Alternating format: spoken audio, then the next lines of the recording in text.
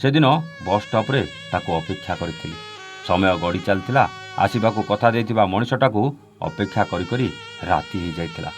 ଧୀରେ ଧୀରେ ଦୋକାନମାନେ ବି ସଟର ଟାଣିବା ଆରମ୍ଭ କରିଦେଇଥିଲେ। କିଛି ସମୟ ଭିତରେ ରାସ୍ତାଘାଟ ସୁନସାନ ହୋଇଯାଇଥିଲା। ଏହି ସମୟରେ କେଉଁଠି ଥିଲା ବର୍ଷାଟା କେଜାଣି ଝିପ୍ ଝିପ୍ ପକାଇବା ଆରମ୍ଭ କରିଦେଇଥିଲା। ଅନେକ ଥର ଫୋନ୍ ଲଗାଇଥିଲି, ସୁଇଚ୍ ଅଫ୍ କହିଥିଲା।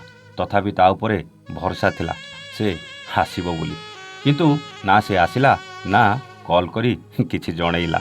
ସେଇ ଝିପିଝିପି ବର୍ଷାରେ ନିଜ ଗନ୍ତବ୍ୟ ସ୍ଥଳକୁ ଚାଲିବା ଆରମ୍ଭ କରିଦେଲି। ମନ ଭିତରେ ଗଦା ଗଦା ପ୍ରଶ୍ନ, ହେଲେ କୌଣସି ବି ପ୍ରଶ୍ନର ଉତ୍ତର ମୋ ପାଖରେ ନଥିଲା। ସେଇ ବର୍ଷା ଭିତରେ ମୋ ଆଖିଟା ଧୀରେ ଧୀରେ ଓଦା ହେଇ ଆସୁଥିଲା। ଷ୍ଟ୍ରିଟ୍ ଲାଇଟ୍ର ସେ ଧଳା ଆଲୁଅରେ ବର୍ଷାର ସେ ବୁନ୍ଦାଗୁଡ଼ା ଆଖିର ସେ ଲୁହ ଭିତରେ ମିଶି ଚକ୍ ଚକ୍ କରୁଥିଲା। କିଛି ଅସୁବିଧା ହେଇଛି ଭାବିଲି, ଆଉ ମନକୁ ବୁଝେଇଦେଲି। ନିଜ ଗନ୍ତବ୍ୟସ୍ଥଳ ମାନେ ସେଇ ଭଡ଼ା ଘରେ ପହଞ୍ଚି ଯାଇଥିଲି। ନା ଖାଇବାକୁ ଇଚ୍ଛା ଥିଲା ନା ନିଦ ଆସୁଥିଲା।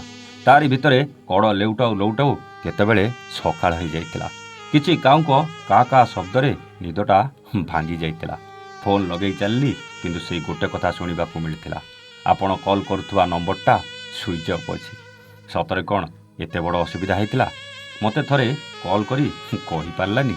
ଦିନ ପରେ ଦିନ ବିତି ଚାଲିଲା, ମାସ ପରେ ମାସ ବିତି ଚାଲିଲା, ବର୍ଷ ପରେ ବର୍ଷ ବିତି ଚାଲିଲା। ଏମିତିରେ ବିତି ଯାଇଥିଲା ଦୀର୍ଘ 10 ବର୍ଷ। ସେଇ ବସ୍ ଷ୍ଟପ୍ରେ ସେ ଦେଖା ହେଲା। ସବୁକିଛି ବଦଳି ଯାଇଥିଲା। ସେତେବେଳର ସେ କେବିନ୍ ସବୁ ଆଉ ନଥିଲା। ବଡ଼ ବଡ଼ କମ୍ପ୍ଲେକ୍ସ ଠିଆ ହୋଇଯାଇଥିଲା। ସେ ଅଣଚଉଡ଼ା ରାସ୍ତାଟା ଆଜି ଅନେକ ଚଉଡ଼ା ହୋଇଯାଇଥିଲା।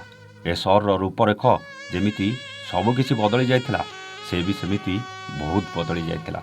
ବୋଧେ କାହାକୁ ଅପେକ୍ଷା କରିଥିଲା। ନା ହାତରେ ଥିଲା ଶଙ୍ଖା ନା ମଥାରେ ଥିଲା ସିନ୍ଦୁର।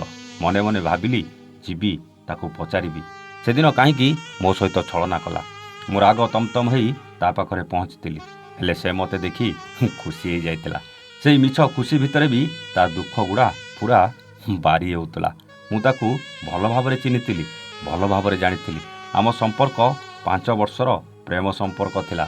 ହେଲେ ସେଦିନ ତା ସହିତ କ'ଣ ଘଟିଥିଲା ସେ ପ୍ରଶ୍ନର ଉତ୍ତର ମୋର କେବଳ ଜାଣିବାର ଥିଲା। ସେ ପଚାରିଲା, କେମିତି ଅଛ? ମୁଁ କହିଲି, ଭଲ ଅଛି। ମୁଁ ପଚାରିଲି, ଆଉ ତମେ? ତା ଉତ୍ତର ଆସିବା ଆଗରୁ ଆଖିରୁ 2 ଟୋପା ଲୁହ ଆସିଗଲା। ଭାବିଲି ତାକୁ ପଚାରି ମୁଁ ବୋଧେ ଭୁଲ କରିଦେଲି କି? ସେ କିନ୍ତୁ କହିଚାଲିଲା, ସେଦିନ ବାପାଙ୍କ ଦେହ ବହୁତ ଅସୁସ୍ଥ ହୋଇଗଲା।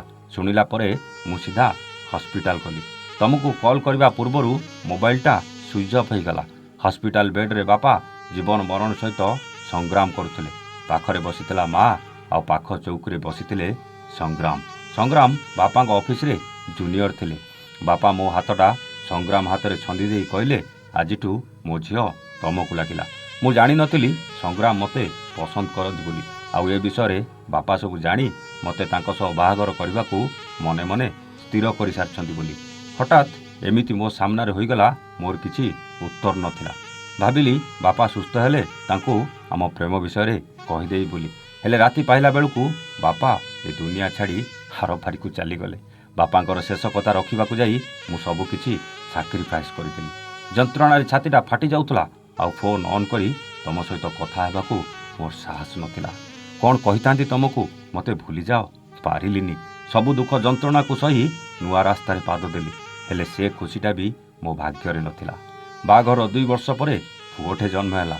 ଆଉ ପୁଅକୁ ଯେଉଁଦିନ ବର୍ଷେ ପୁରିଲା, ତାର ଜନ୍ମଦିନ ପାଇଁ ବଜାରକୁ ଗିଫ୍ଟ ଆଣିବାକୁ ଗଲାବେଳେ ସେ ଟ୍ରକ୍ଟା ପଛପଟୁ ତାଙ୍କୁ ଧକ୍କା ଦେଇଦେଲା। ସେଇଠି ହିଁ ସେ ଆରପାରିକୁ ଚାଲି ଯାଇଥିଲେ।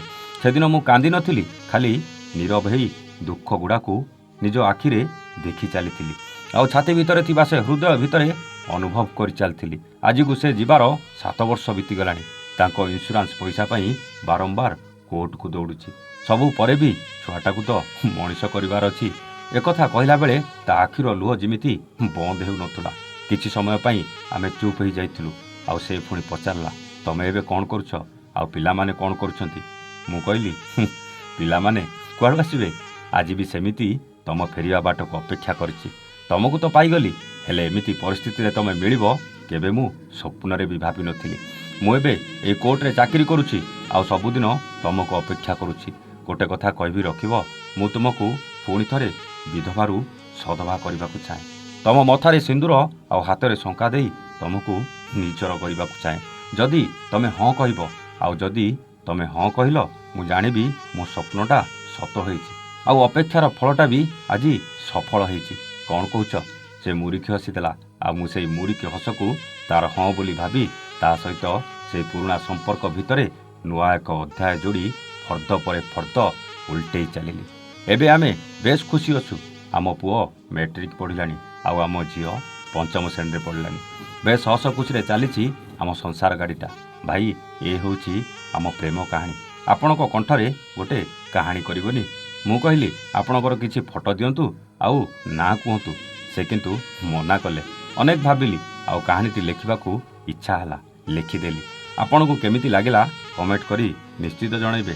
ରହୁଛୁ, ନମସ୍ତେ, ଜୟ ଜଗନ୍ନାଥ।